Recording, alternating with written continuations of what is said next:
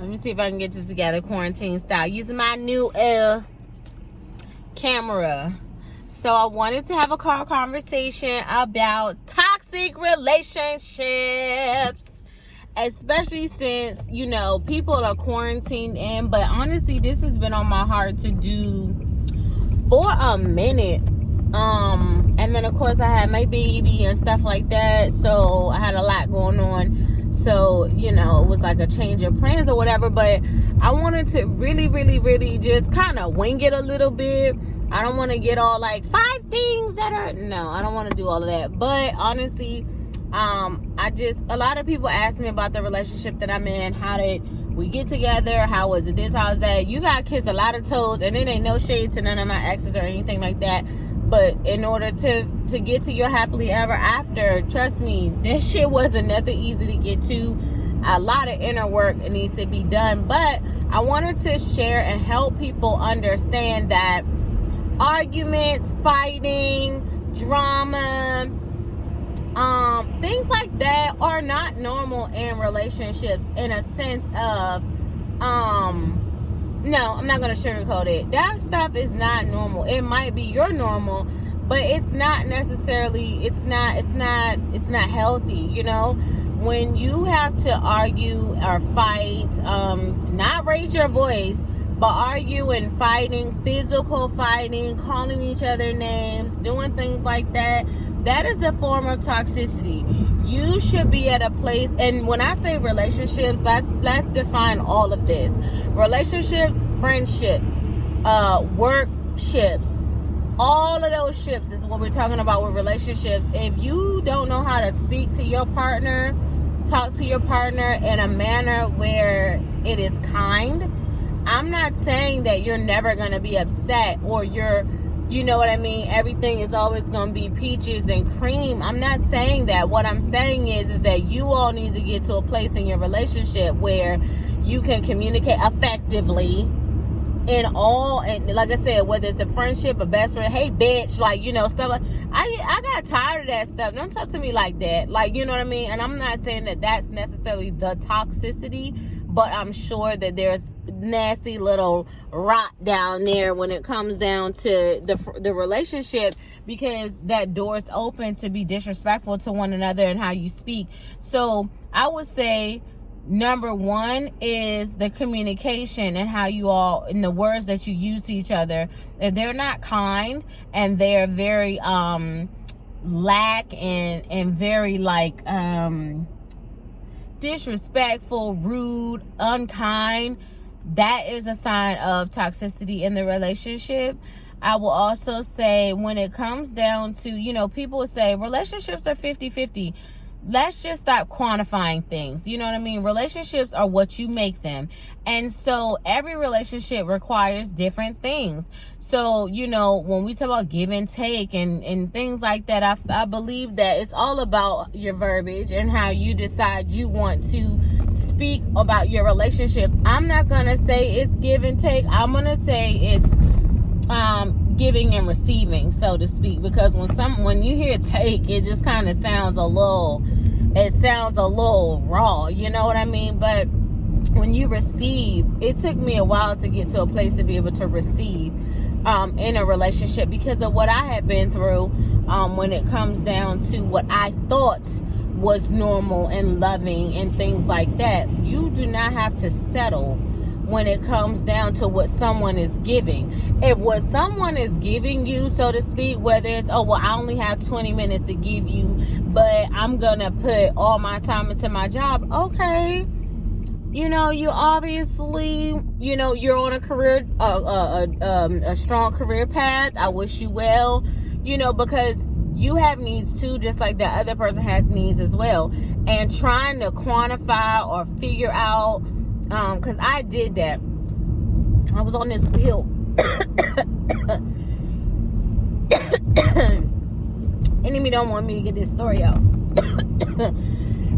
I was on this wheel in past relationships of trying to quantify maybe I'm being too needy, and I was told that too, like, but I knew that what I was accepting wasn't normal, especially my normal, you know. And I knew that I was, because what I was giving, that person was taking, you know what I mean? But you couldn't reciprocate it. So if you're in so the second thing, or whatever number I'm on, I would say if you're in a relationship where it is taking versus receiving, and you're going to know the difference, then I would say that you need to reevaluate that relationship. If you're always, like, for instance, I am the go-to person when people, you know, they need advice or they need help, but I understand that that's a part of my purpose. However, I do things now from a place of discernment, because you will get used, you know what I mean? And in my natal chart, one of the aspects that I have, it says that I'm prone to bullying. Don't mean that I'm a punk, because anybody already who knows me knows I ain't no punk. But nonetheless, that's something that I'm prone to, which means that when I'm helping or whatever it is, people are always going to want to feel good. You're going to have, I remember one of my teachers said, some people want to feel good and some people want to do better. So my intention in prayer is to link up with people who truly want to do better. And it's not to say for me to counsel them, but nonetheless to be on that wavelength, because we are all on different paths and wavelengths and what have you.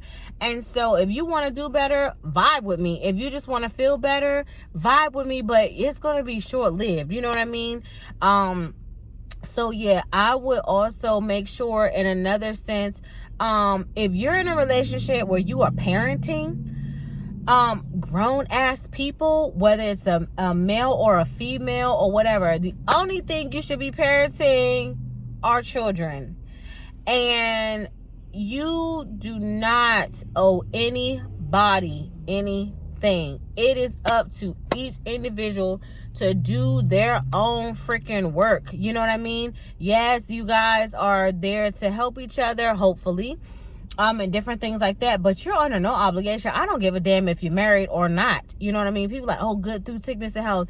If it's abusive and it's toxic, you know what I mean? And when you abuse someone else's time, someone else's mental space, someone else's emotional space, and you are a leech, that is toxicity. You need to cut that off.